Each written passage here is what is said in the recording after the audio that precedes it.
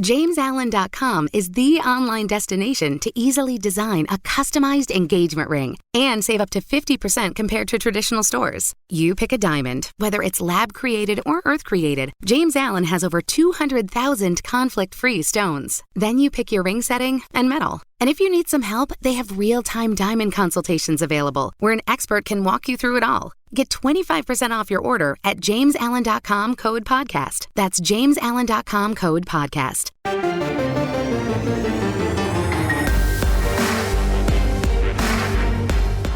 Welcome to the PowerCat Podcast, GoPowerCat.com's Kansas State Athletics Show. Make sure you're subscribing to our show at Apple, Spotify, Amazon, or wherever you get your podcasts. Now, from the GPC studios, here's your host, GoPowerCat publisher, Tim Fitzgerald. Welcome to the PowerCat Questions Podcast. We're back. We're back earlier in the week just because I'm working around all of these important people's schedules. Cole's got baseball to play. Zach's got yet another trip. He's taking another sports-related trip. He's just living his best life. And Ryan Gilbert really has no life, but he works a lot. And here we are, recording on a Monday. Monday's my recovery day. Oh, by the way, Tim Fitzgerald, Zach Carlson, Cole Carmody, Ryan Gilbert. And, of course, we're sponsored by The Fridge. Make sure you stop into The Fridge whenever you're in town. Best prices, best service, best-looking owner. Make sure you use the phrase, Kevin is sexy, and you might get something off at the register. Like a discount or clothing? Clothing, probably. Stop into the Fridge whenever you're in town. And if you live here in Manhattan, what the hell are you doing at any other liquor stores? Unless you're in there to buy like a fifth of something to put it in a paper bag and walk around the streets in your sad, pathetic life. It's very aggressive. That was kind of aggressive. I just made fun of people that don't shop at the Fridge. So anyhow, I don't like doing this on Monday. I'm opposed to this. I worked hard all weekend.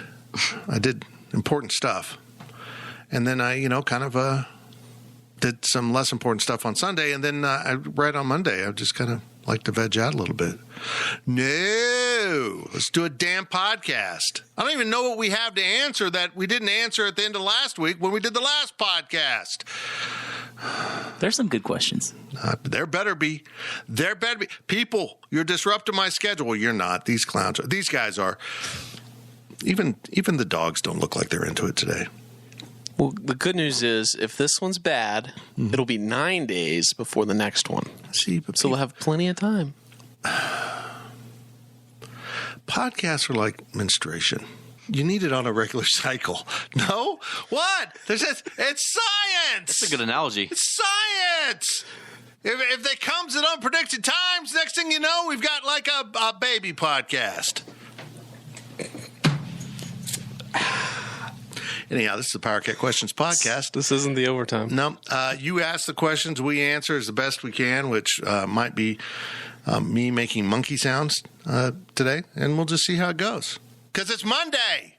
Well, you're listening to this on Tuesday. And by the way, when you get the overtime later in the week, it also happened on a Monday, and it's going to suck because of it. Well, that was a... Way to sell that one. That was really a good sales pitch to listen to the overtime. Anyhow, it's your PowerCat Questions Podcast. We're a little bit more serious, apparently, on this one. And Ryan Gilbert apparently is going to ask the questions. And I am ready as best I can be. First question comes from Go Upercat. I'm not ready. If the NCAA lifts coaching staff limits, what new coaching role would help Chris Kleiman's staff the most? Well, I don't understand the purpose of this. Doesn't even the NFL have coaching limits? They have a bunch of other titles. Look, this is my thing about this. No, you can have as many coaches as you want. First of all, it's stupid. But what it is the NCAA is so tired of having to enforce the rules they pass. They know everyone's analysts are on the field coaching. They know that's going on. So instead of trying to get anyone in trouble, they're like, oh, we'll just change the rules so you're not breaking the law anymore. That's basically what they're doing. Alabama and the SEC schools that have money will hire a coach for every player. They'll hire a coach with an assistant coach at every position group. I mean, you won't even have a defensive line coach. You'll have tackles and ends and linebackers inside and out and safeties, and you'll have like a nickelback coach, and every specialist will have a coach. I mean, because special teams is a collection of things. Like Sean Snyder was great with punters and kickers and snappers, but not so good in the return game. Well, you could have two then. I don't understand how the NCAA thinks this is going to help anything. This is just going to escalate the arms race to the point of we're going to go back in time when the big schools could have bigger coaching staffs, bigger rosters, bigger everything, and just smother everyone else. I don't know what they're up to. I don't get it. I don't understand the purpose of this. I think more than anything, it's going to impact recruiting. To me, that's where I see the biggest change. Well, that's a really good question. I haven't seen anything. Right now, you can only have the 10 guys out on the road at once, maybe 11 with the head coach. I don't know how that works now that they went up to 10. But you have a limit on who can go on the road. Well, if you have 35 assistant coaches, can they all go on the road? That's the main question, right? I mean, if I'm right, the NCAA is trying to avoid having to enforce rules. The answer will be yes. So then to answer this question, I think what schools are going to do, excuse me, what schools are going to do then is say, you know what, while we would like to have, hey, we're going to have position coaches and all this and that, there's only so much that they can actually do as far as on the field coaching goes. So I think what this is going to turn into is we're going to hire an entire recruiting staff. You will have contact with your position coach, with the head coach, and then all the other recruiting staff. So we think of at K-State of a Taylor Bratt, there's going to be 30 Taylor Bratts at however, name your institution. They're going to be the ones that are in charge of scouting the portal. They're going to be the ones that are in charge of going to high school games. Hey, 5 scouts are going to go, if this is in, if say this happens at K-State, 5 recruiting coaches will go watch a prospect in Kansas City. Another 5 will go to watch one in Oklahoma. And then another 5 will go watch a game in Arkansas that a prospect is at. Like, that's what this is going to turn into, as that is a Daphne shake of approval. So I truly believe that if this were to happen, it would impact recruiting more than it would actually impact on-staff coaches, simply because we know how much power that coaches want to have, right? They want to be involved in every single little thing for the most part. I think this would impact recruiting more than it would impact anything. I think if you're K-State, you have to allocate your resources specifically to the recruiting aspect, specifically the transfer portal. This is a really good point. Let's say you've got let's say you're Kansas State and you want to make your jobs more attractive for coaches, and you can't afford to pay what Michigan State does. We've seen that. What if you hired a defense coordinator and said, you don't have to recruit? Once in a while, if you got someone you really want, you can go out on the road. But this guy is going to do the recruiting for whatever position you coach. Now, I don't know if that'd be effective. I mean, if you're a player, wouldn't you want to have the coordinator come out or the quarterback coach come out? But man, if you got some older guys that just aren't good at recruiting, take them off the road. Give them other in-house assignments like the transfer portal, and get some young guy that wants to go out on the road and get some dudes. I think that's not a bad way to approach it if you're Kansas State. Hire a couple guys that are just going to mainly recruit. They'll help coach a little bit, but that way they can miss practice all they want.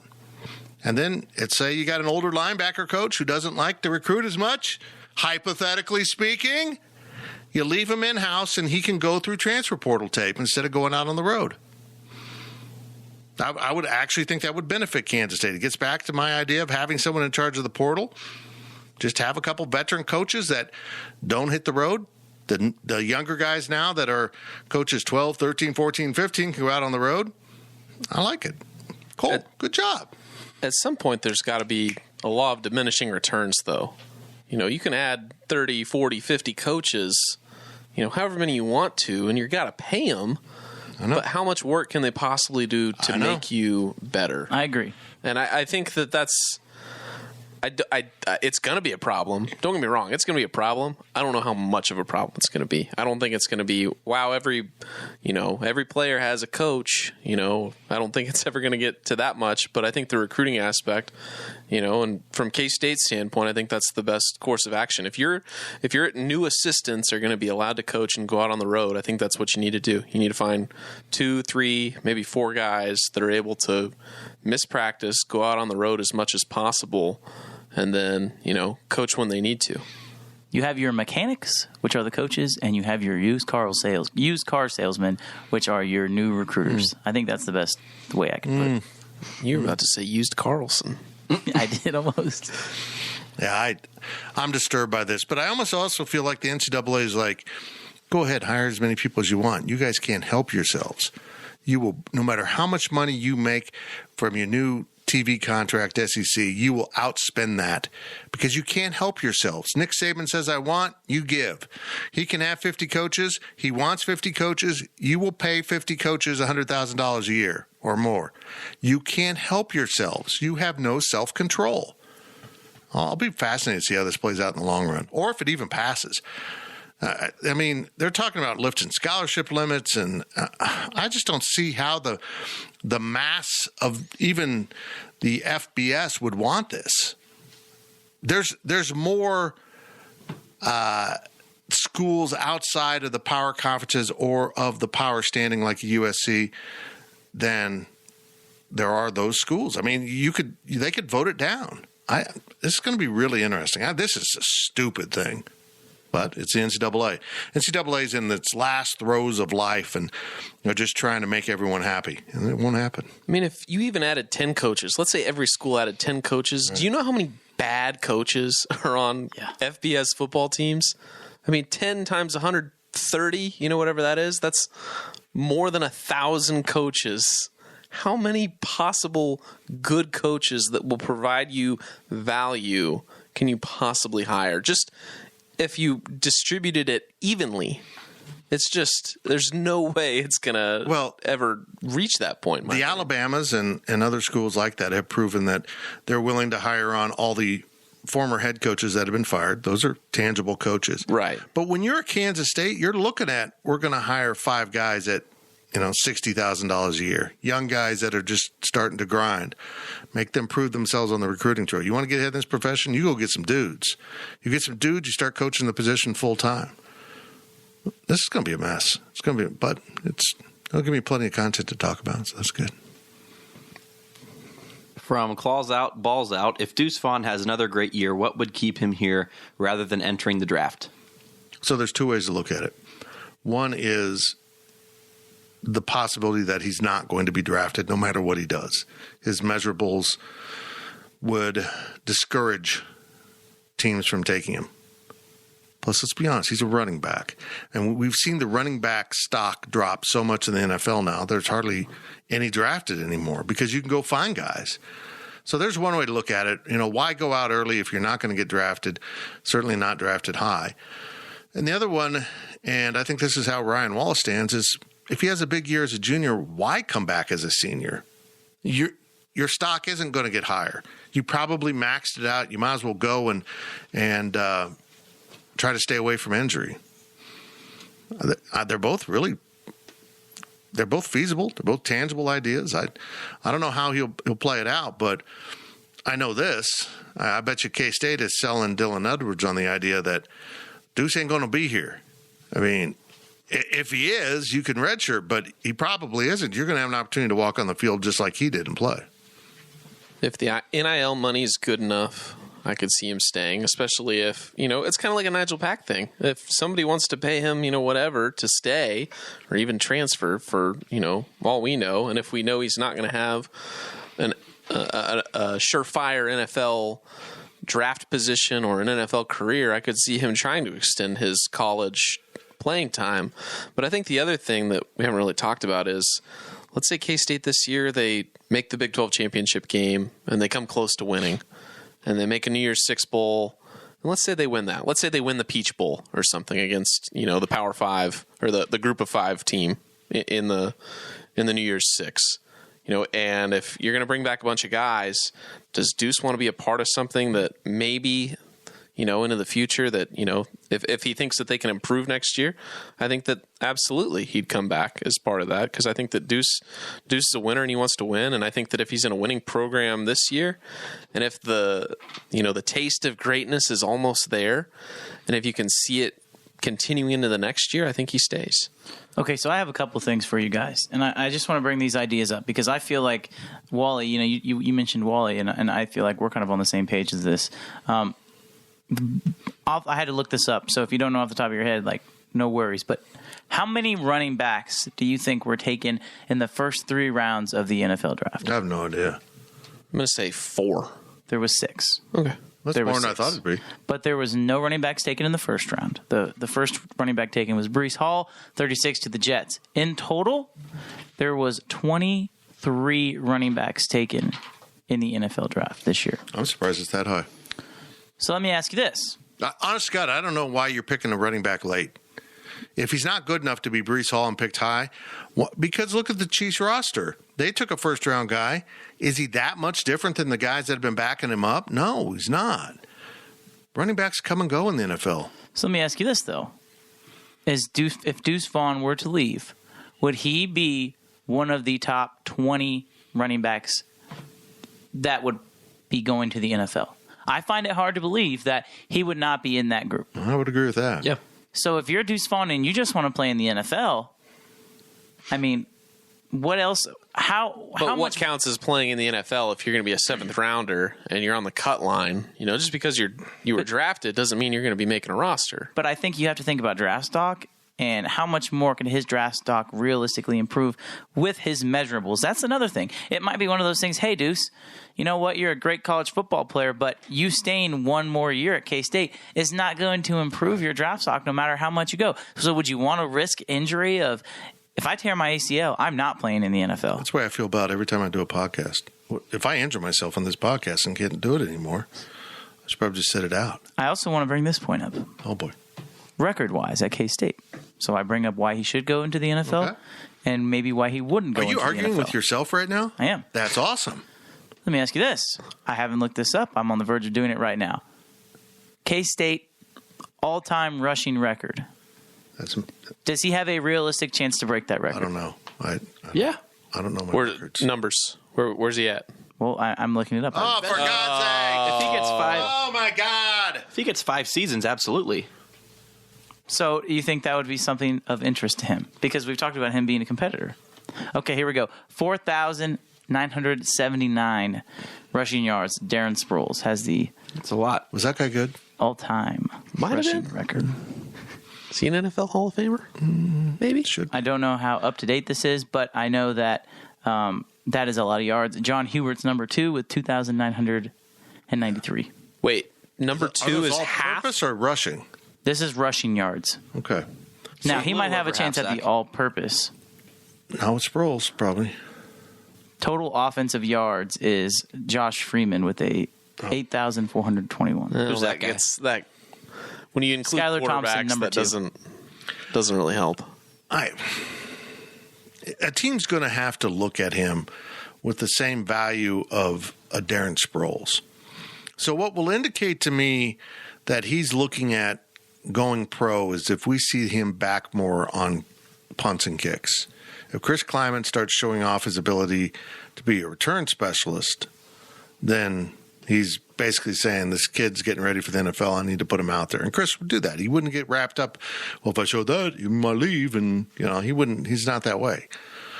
So that'll be really interesting because that's what someone's not going to draft him as a running back. I'm going to draft him as an all-purpose guy that can, get in the slot, do a little Tyreek Hill stuff, although he's not that fast. But, he certainly can make people miss. Deebo Samuel.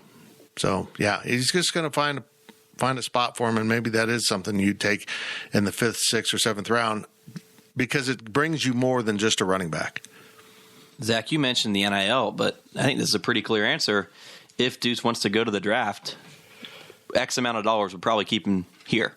If he can make more in Manhattan than he would in the NFL, I don't see why he wouldn't stay here, Manhattan. I think some insurance company that does specialty applications should have an NIL for these players and insure them. That's your payment.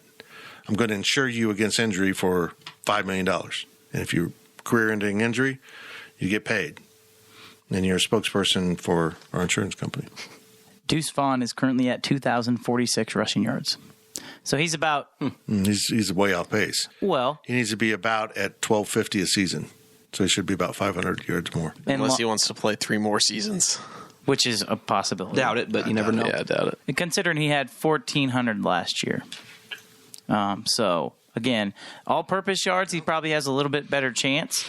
If he gets into the 1,400 range for 2 more years, he's right there. So he's at 2,900 yards all-purpose. If we look at all-purpose yards that are not from a quarterback, that would probably be a little bit more doable. That would be doesn't even looks like all the guys except for Darren Sproles, who's 4,979 right now. Deuce is at 2,948. So again, that's a lot more likely. That's only 2,000 more yards. So it's just one of those things. Does he care about records? Does he want to go down as one of the best players in the history of K-State and play for 2 more seasons, potentially 3, like you said, Ryan? I don't know, but there's multiple things he has to juggle, and I know that we've been on this question for a minute, but it's an intriguing one for sure. From Itane Bibi, which of the transferred out players will have the biggest year? You can choose from football or basketball. It's got to be Nigel Pack, right? It does, isn't it? I mean, that's the only answer. Did football lose anyone that we think is going to be a star anywhere? No. T. Denson, but I wouldn't put him in the same category as Nigel Pack. Well, it's got to be Pack unless he has such a bad experience at Miami. Nigel seems like the kind of guy that would collapse if his teammates were pissy towards him, which could happen in that locker room, what he's getting paid. But I'll still say Nigel because, hell, most of the guys that are transferring out of Kansas State aren't Power 5 or Power 6 level players. I mean, Bradford was kind of borderline, and Wake Forest took him. The roster was so bad. Off the top of my head, Davion Bradford, Nigel Pack, T. Denson are the only football and basketball players to transfer from K-State to go to a Power 5. Am I missing anybody, or is that right? Where did T go again? Purdue. That's right. Well, I mean, this last year? Yes. Yeah. Shout out to King Jim. Shout out King Jim, exactly. So I if those are the only 3 you're picking, because I don't think we can count Logan Landers going to Grand Canyon University as a good, if he has a great season. Oh, that's, it's if he has a great season, good for him. But There's an asterisk by it. But they need to win their tournament and make the NCAA tournament, and they need to pull an upset in the first game, and he needs to score 30 points. There's a lot of he needs to do this, and this. Nigel can go and score 10 points a game at Miami, and that's that could be the biggest year pretty easily. Nigel is the obvious answer, but I mean, he doesn't fit Miami at all. He's only there for money. He didn't have any sort of relationship with a coach or any teammates. None of that. He's just there for money. So things could go south. No pun intended, but things they could simply not work out for Pack. I could easily see that happening. What if his teammates are, we've talked about this before. You're making $800K for 2 years, and I'm here making nothing. We'll see what happens. I think it's a safe answer, but I wouldn't be surprised if something goes wrong. Let's also point out that Davion Bradford doesn't have to have that good of a season next year to have a better season than he did last year. He gets in shape, he's okay. Yeah. Yeah, and I think he will. So, I mean, that could be an answer too. I agree. Thank you. You proud of me, Fitz? No, I am. From Recyclops, who will be our leading scorer next season? A, Marquise Noel, B, a newcomer already on the team, or C, a newcomer that hasn't committed yet? C. I think they're still looking for their lead guy. It's getting pretty late, though. I know. I agree, yeah. It's going to be interesting. If they're getting their backs against the wall here. If they don't get a newcomer, it will be Noel. But I agree, they're looking for somebody better. If you're I would be shocked if it was Marquise Noel. I would be They're bad. Completely shocked. No, that's not a shot at Marquise. It's just he's not a lead scorer at this level. I mean, they're not very good if he's that way. But here's my point, folks. I've been through the 2 worst back-to-back seasons in the modern history of K-State basketball, followed by an improvement last year that didn't even get them into the NIT. I'm willing to give them a year. I didn't think they'd need a year, but okay, let's say things don't work out here. They spent a lot of time and effort on a kid who I think gamed the system and wasted their time and effort, unfortunately. But there's still some players out there. They have unearthed some pretty good high school players that they're looking at. And the fact that they're not grabbing them tells me that they are still involved with some other guys that can really help. Isaiah Mosley being one of them. And we'll see how all this plays out. But they better start getting some dudes. I mean, Tang talked about it. Come end of June, was it August? Like, no, dude, maybe before the end of June, you might want them on campus working out. I don't know. It's getting fascinating here, but am I fearful for the long-term future of the program? Hell no. There was no long-term future of the program the way it had turned south so badly. So now I do think in 2-3 years the program could be, back to respectable levels where you're getting in the tournament.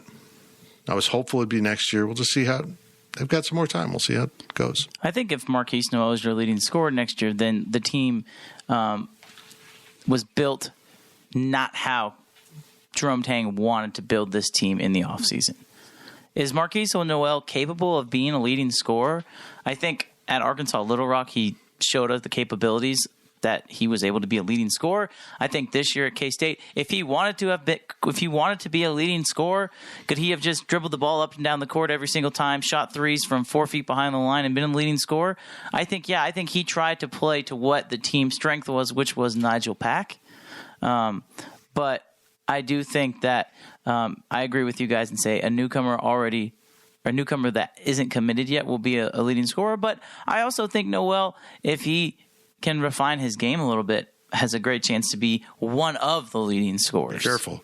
He's going to call you out on a press conference. Yeah.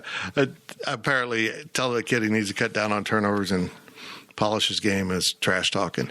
Look, Marquise Noel could be your leading scorer, but he's going to be James Harden. He's going to take a ton of shots, ill-advised shots. If he can score in the double digits without getting carried away with his shooting, they got to go get some guys. But I also think there might be someone that they're bringing in that we don't expect to be really good. It's going to be okay. I keep going back to Curtis Kelly. Curtis Kelly had the exact same stats some of these transfers have, but for 2 years, not just one. And he turned out to be pretty damn good. We'll see how it all plays out. They do need to get some dudes, though, no doubt about it. I just hope they have a good plan because, Fitz, you mentioned it. One, if not two guys, they have basically said, we want you here, and then they've backed off on, right? So they've got some master plan, and hopefully everything falls into place. But, I mean, Antoine Davis, Terry Roberts, go back to, Phillips, who's now at LSU. It seems like they were going to get these guys who were going to be those guys, and they're not committing for whatever reason. I agree. Last question from What the Heck is Going On Here, a.k.a. Call Me T22. Which K-State team should have the highest expectations next academic year? Football, either basketball team, volleyball, or someone else? Ooh, I don't know. Is it weird I want to say women's basketball? That's what I was going to say. Like I feel like they have a really good recruiting class coming in, which I know that rankings and stuff for the non two power sports are not as available as some of the other sports, but I know that they have 2 McDonald's All-Americans that they're bringing in. They brought in some transfers. I'm going to go ahead and say the women's basketball team simply because you throw all that into account that they're bringing back one of the best players in the sport. Yeah, but I mean, women's basketball, it's different, right? You feel like in men's basketball and during football that your team can have a chance to win the Big 12, and once you win the Big 12, anything can happen, right? That's the goal in football and men's basketball. In women's basketball, I think they showed in the NCAA tournament that there is a huge difference between being a good women's basketball team and being an elite women's basketball team. I mean, that second round game really showed us how far behind the women's team is to be a national power. And I don't know if K-State will ever get to that, but I think they have a chance to be good next year. So I'll put the highest expectation as the women's basketball team, and maybe say football a close second. I think that the highest expectations should be women's basketball, but I also think the chance of the biggest disappointment is also women's basketball. I think that, yes, they should be good, but if they're not, I think you should be pretty disappointed. And I think that's the biggest chance of the biggest window, I guess. It could swing either way on the teeter-totter. With all due respect to volleyball and women's basketball, to just talk about football and basketball, men's, there's a higher expectation for Kleiman because this is his 4th year on the job. He's gotten a chance to recruit his players. I know that recruiting right now is starting to pick up for the future, but, I mean, Tang has only been on the job for 2 months. So in 4 years from now, if Tang, has a couple losing seasons in a row, loses X number of conference games in a row like we've seen with Kleiman, then you can start to point your finger at him. But for now, it's got to be football if you're looking at just those 2 big sports. I agree with that. I agree with everything you guys said. I think women's basketball has the potential to have a breakthrough, but they also have the potential to not work. But I think football is going to be really good too. So those would be my choices. And I think volleyball is on the fringes of being sneaky good. I just need to get over the hump. Speaking of over the hump, we're at the hump in this podcast, right in the middle. Right in the middle. And what we do here, look, don't try this at home. We take a break. We play some ads, and then we come back and talk more. That's how the pros do it. And us too. GoPowerCat.com's PowerCat podcast continues after this short break. Passion, drive, and patience. What brings home the winning trophy is also what keeps your ride or die alive. eBay Motors has everything you need to maintain your vehicle and level it up to peak performance, from superchargers, roof racks, exhaust kits, LED headlights, and more. Whether you're into speed, power, or style, eBay Motors has got you covered. With over 122 million parts for your number one ride or die, you'll always find exactly what you're looking for. And with eBay Guaranteed Fit, your part is guaranteed to fit your ride every time or your money back. Because with eBay Motors, you're burning rubber, not cash. With all the parts you need at the prices you want, it's easy to turn your car into the MVP and bring home that win. Keep your ride or die alive at ebaymotors.com. Eligible items only. Exclusions apply.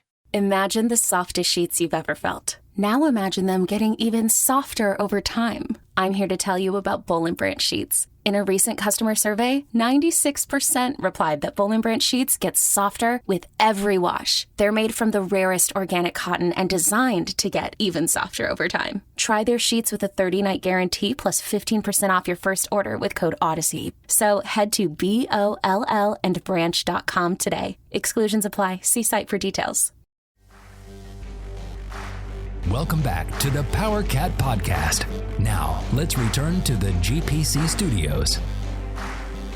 Welcome back to the PowerCat Questions podcast. Tim Fitzgerald, Zach Carlson, Cole Carmody, and Ryan Gilbert. Guys, I went back and did the audit of the overtime, which means I listened to it. It's a fancy radio term. And I never introduced you guys on the overtime. I don't really feel bad for you guys. I feel bad for all the people that are like, who are these idiots? That's probably why people got upset about it. Are they upset again about the overtime? Probably because we didn't get introduced. So they had to be upset that they had to listen to the whole thing and didn't understand it. And no context. Because they didn't know who we were. Yeah, probably ruined it all.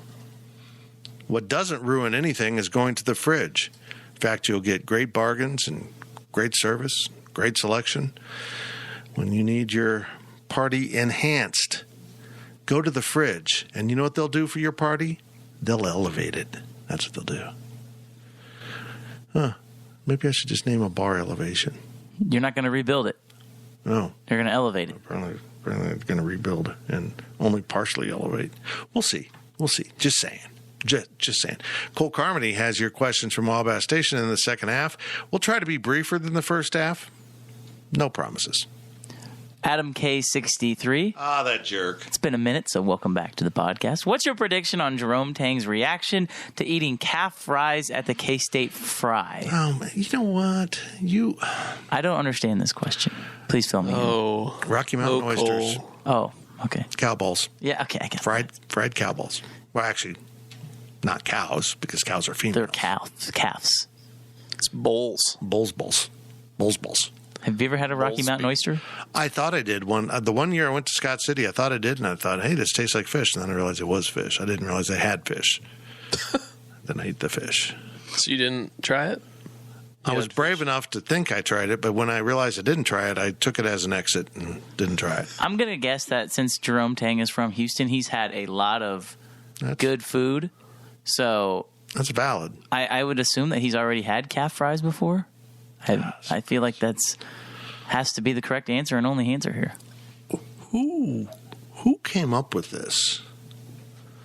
At what point in the Old West did they go, hey, we got to cut that balls off that bull over there. He's going to be a steer. We're going to send him to Texas to be the mascot, and then we're going to eat his balls. Excuse me?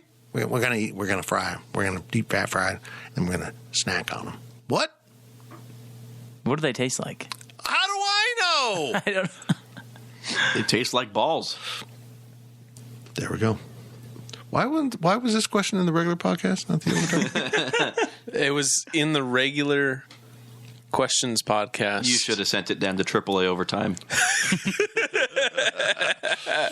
Hey, it is a K-State question. It was a K-State question.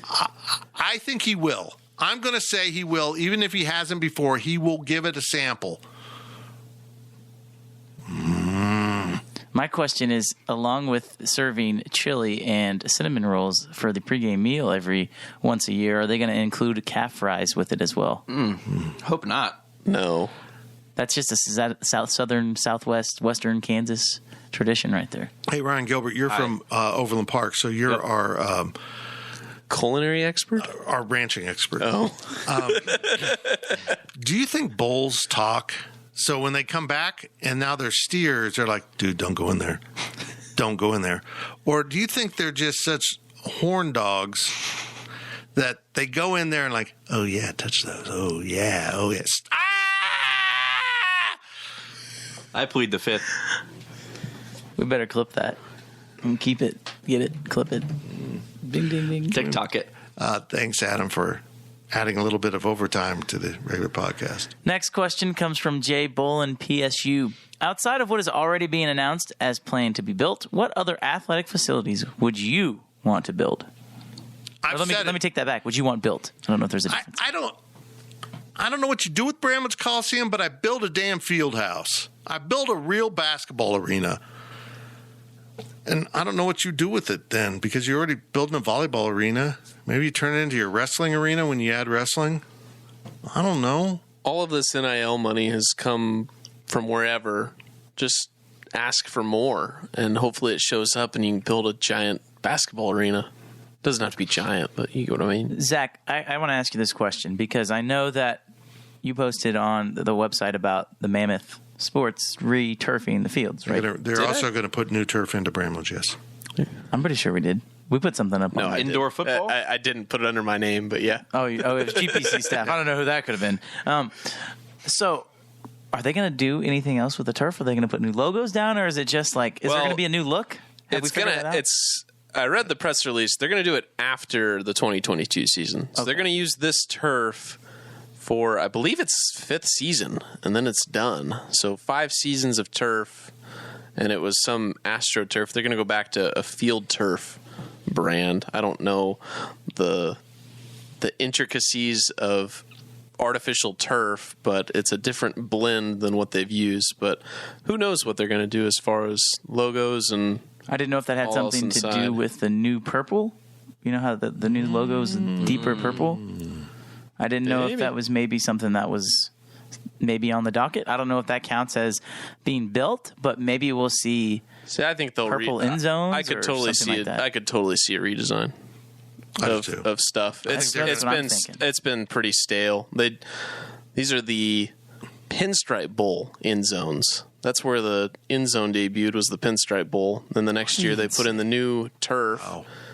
So it's been more than 5 years. 12 years that they've used the same design, but this is the second field version of it. Yeah, I think it would be good to refresh the look of both Bramlage and Bramlage needs a new court. That court's horse crap. It's horrible. Now, I'm not talking design. I'm talking physically. The wood, it's a mess. I think actually that's probably where a lot of the foot problems come from, because that court is so uneven. It's got gaps. I don't know. Just have fun with it. Will the Big 12 have a new logo when it goes to? Are we talking about the Big 16? I mean, is that a possibility that they'll go to 16? They own that trademark. We'll see. Next question comes from KSU number 1. Or a purple field. Just beat Boise State to the punch before they join. No thanks. Just a giant purple field. Purple field. Ugh. Anyways, KSU number 1. Brian Bishop from the OU board claims Oklahoma and Texas are leaving as early as 2023. Do you feel he has a realistic timeline, or do you believe it will be later? I think they're going to effort that, but I think at the end of the day, the Big 12 is going to say, no, this is what you owe us. What do we have to negotiate? We keep your TV rights. You can go, but we keep your TV rights. That's what's in the contract. That's what you signed. That's what you agreed to. Big 12's got all the power here. The ESPN Plus with Big 12 Now and ESPN Plus featuring Oklahoma and Mississippi State. Yeah. Well, see, the thing is if the Big 12 is wise about this, they're going to look at ESPN and say, you want them now? Okay, what are you going to offer us for a TV contract? I mean, if you can leverage ESPN into ponying up pretty good money for a media rights contract, you'll lower the price for Oklahoma and Texas to leave. Now, look, I think it's in the best interest of all parties to separate after 22. If the new schools are coming in 23, I'm tired. Just be done with them.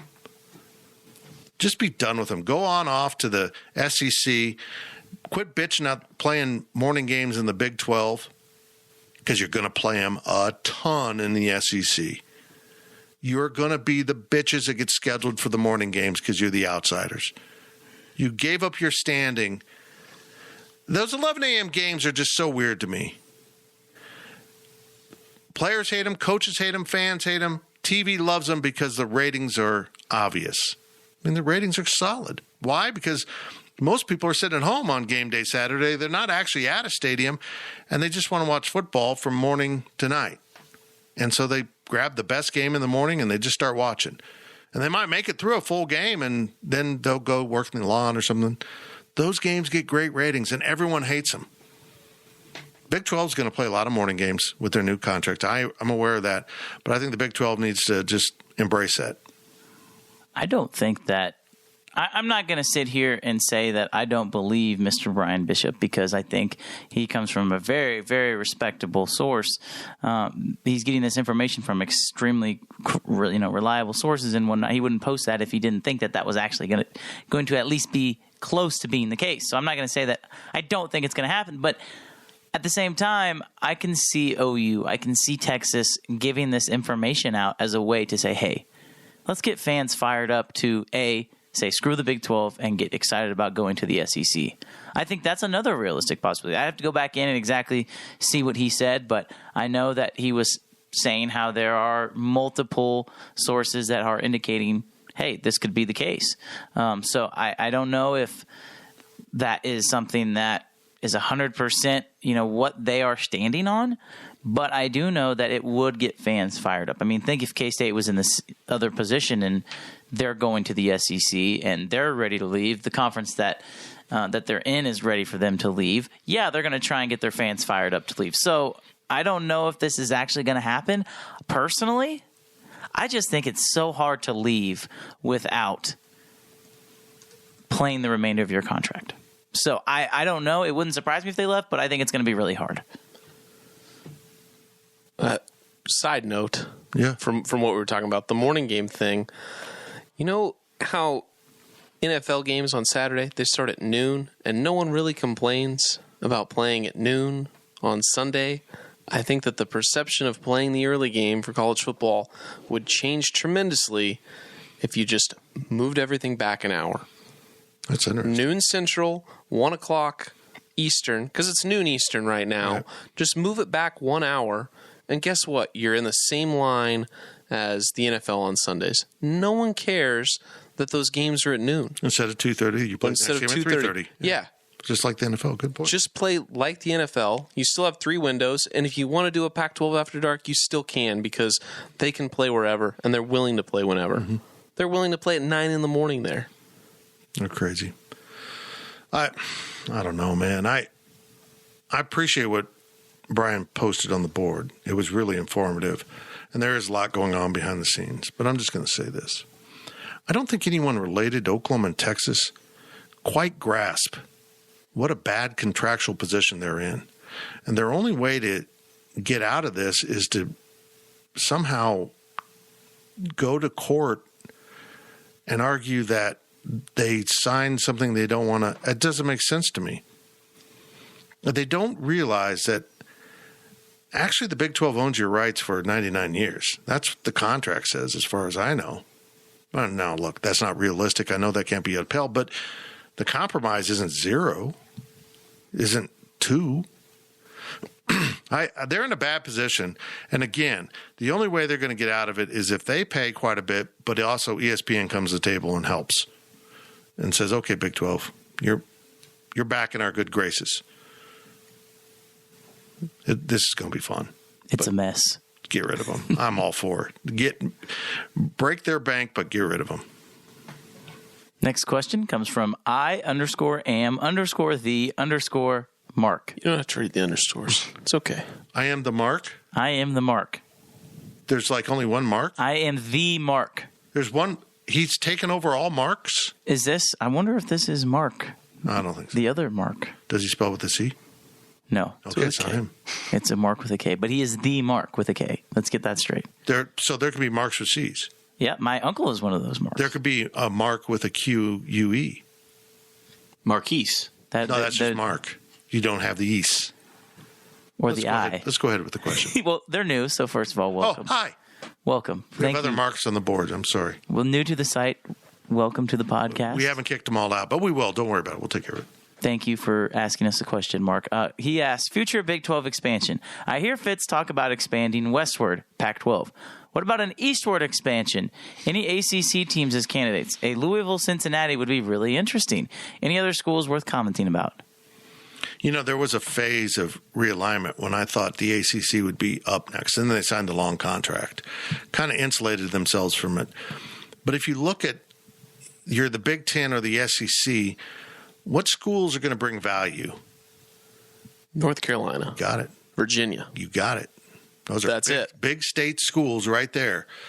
And you peel those two off, maybe Florida State if you're, I don't know, Georgia Tech for the Big Ten. Is Miami not an option? No, I don't think so.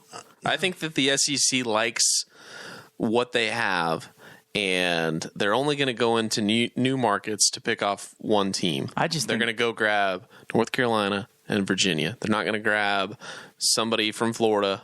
They're not going to grab somebody from South Carolina. You know, Virginia Tech seems like a Big 12 school to me. Yeah. I mean, very similar to K-State. Same with Georgia Tech. It'd be an engineering school. Those just seem like Florida State's a land grant Florida school. State would fit. Florida State's a land grant school. Yeah, there's a whole chunk of ACC schools that I could see them trying to bring in. Then you got a BYU problem because you've got another island. This is going to be so interesting to see what conference gets attacked next. Because for once, we're pretty sure it's not the Big 12. I feel like the bones have been picked of everyone they actually want. That doesn't mean there's no one who brings value to the table. I think the Pac-12 is incredibly ignorant and arrogant for not taking 4 Big 12 teams when they had the opportunity and bolstering themselves in the Central Time Zone.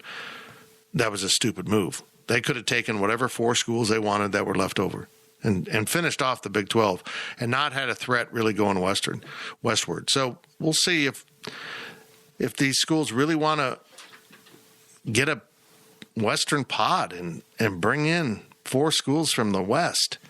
It seems really awkward, but it's the world in which we live now. And if that happens, then yeah, the Pac-12 will be on the agenda for the Big 12. Absolutely. And the Big 12 will be trashed. Or, excuse me, the Pac-12 will be trashed. Just trashed. Stanford and Cal have blocked the BYUs and all the, kind of ag schools out there. Anyone that isn't of their high academic standing. And I could almost see the Mountain West trying to bring in Washington State and Oregon State and all the schools that fit with them a little bit and say, okay, you guys are on your own. You're not invited to this party. You didn't want us. We don't want you. It's just going to be fun. It'll be fun to be the outsider for once watching that happen. If the NCAA collapses, are all conference agreements null and void? That's a great question. I wouldn't think so because conferences kind of exist in their own realm. Yeah, but do they? Yeah.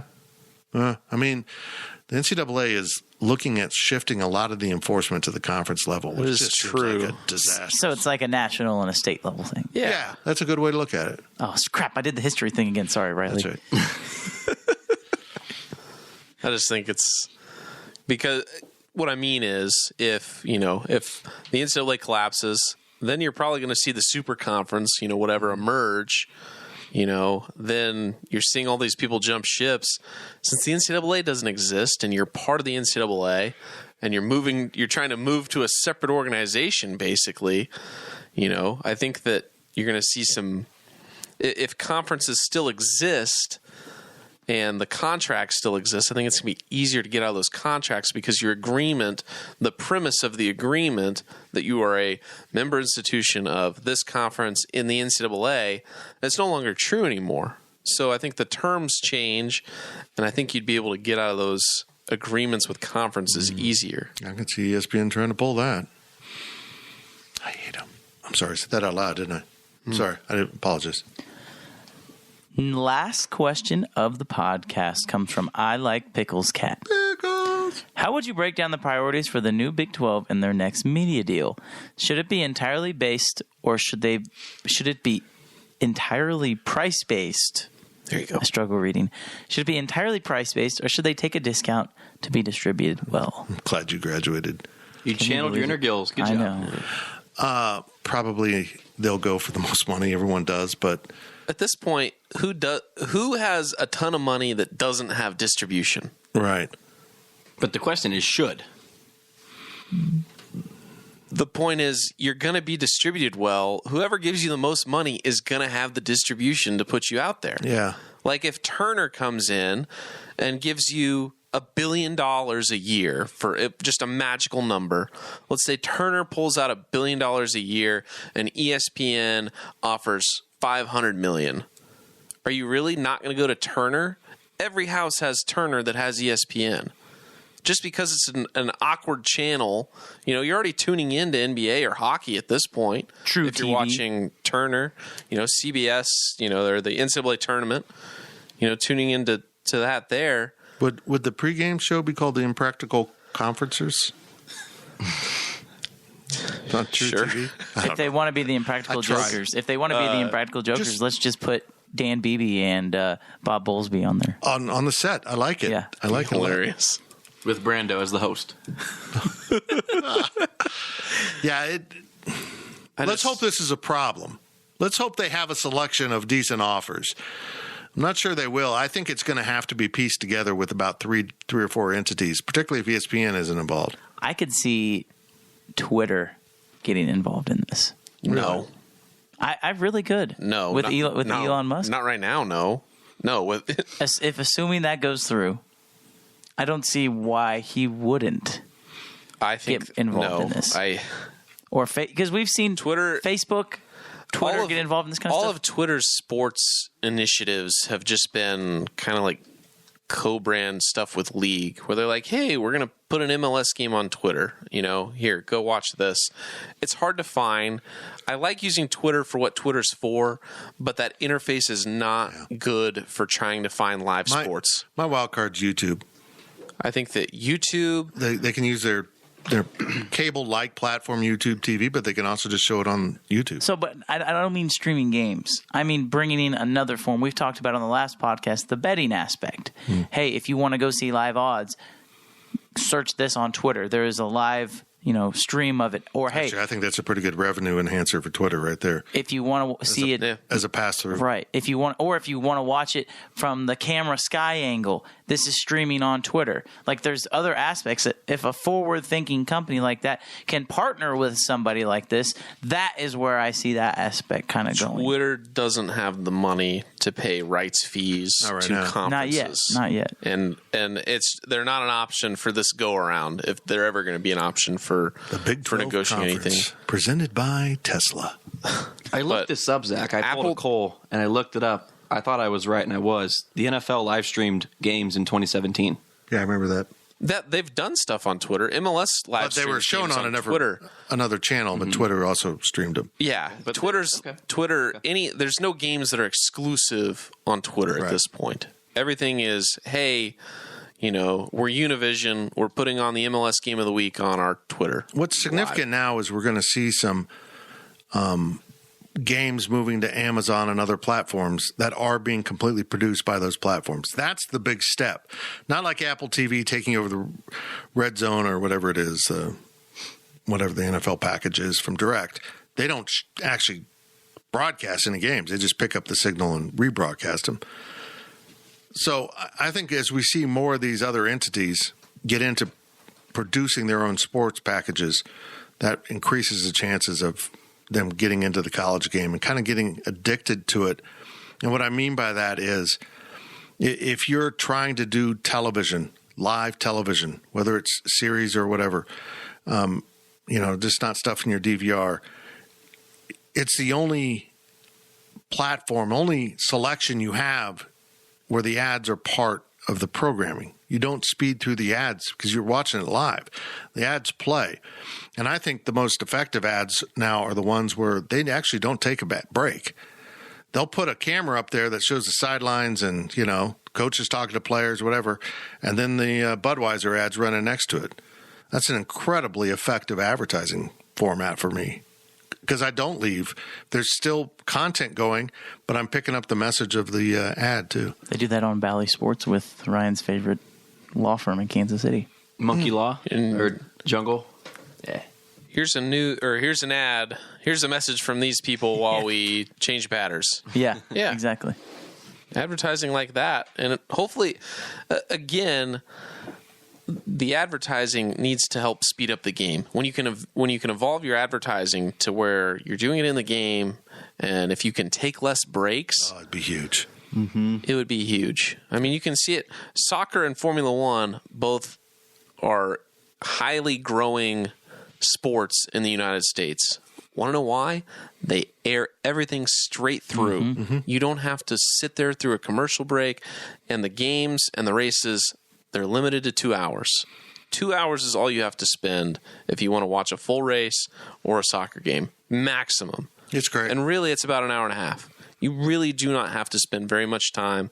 And in a technological era where you're spending a lot of time, on the internet, doing whatever, there's not enough time to spend 3.5 hours on a football game. If I'm an advertiser at this point, I'm beginning to realize that, running a series of 30-second ads while everyone goes to the fridge isn't as effective as running maybe some 10-second ads that are embedded into the broadcast. They're just not. I don't know. I hope that, again, this gets back to who they hire for the commissioner. I hope they find a really creative free thinker because the rules are all changing. And every time the conference is there, well, what are going to be our divisions? I cringe because that's just old thinking. You can't get out of the box. We got to be on ESPN. Well, probably, but do you?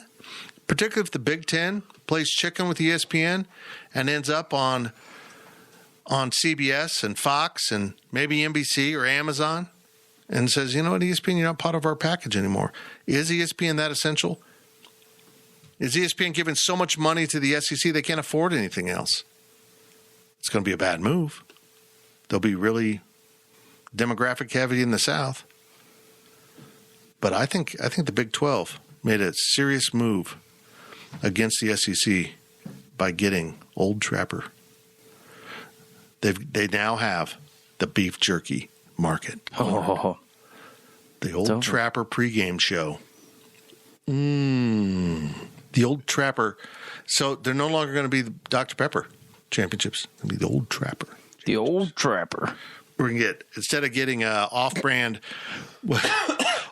sodas, we're going to get beef jerky. They're not off-brand sodas. They're just part of the Dr. Pepper portfolio. What are they, like? RC Cola is an established cola. Oh, it's old. Yeah, it's old. Yeah, it's great stuff. But what are the fruit ones? The Fanta or Sunkiss? Sunkiss. That's right. Yeah. And they're delicious. 7-Up. Anyhow, Diet Right. Next year at the Big 12 tournament, you'll look down to the media area, and there'll be Fitz just like with Old Trapper, like chipmunk, just stuffed in my face. And meanwhile, I'm going to have like a Sprite. I'm going to have a real brand of drink in front of me, a Mountain Dew, like a man. That's what the Big 12 is going to be like. The Big 12 is going to be like the bowl with the balls. Full circle. That's how you bring it full circle right there.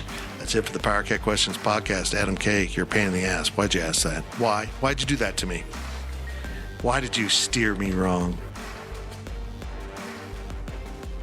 Thank you for listening to the Power Cat Podcast. Make sure you're subscribing to our show at Apple, Spotify, Amazon, or wherever you get your podcasts. Power Cat Podcast. All rights reserved. GoPowerCat.com.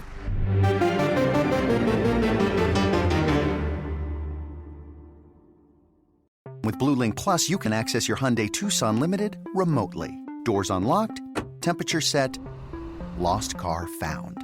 There it is. Get complimentary class-leading Blue Link Plus. Call 562-314-4603 for complete details.